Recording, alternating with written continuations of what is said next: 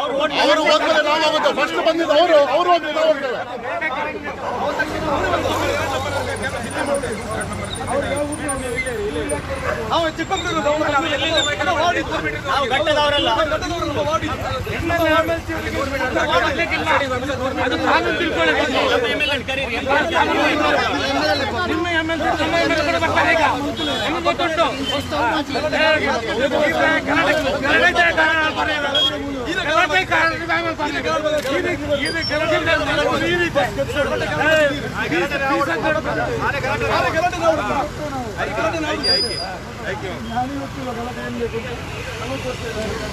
ನೀವಿಷ್ಟೇ ಅಂತ ನಾವು ತಕ್ಷಣ ನಿಮ್ಗೆ ಹೊರಗಡೆ ಹೋಗ್ಬೇಕಂತ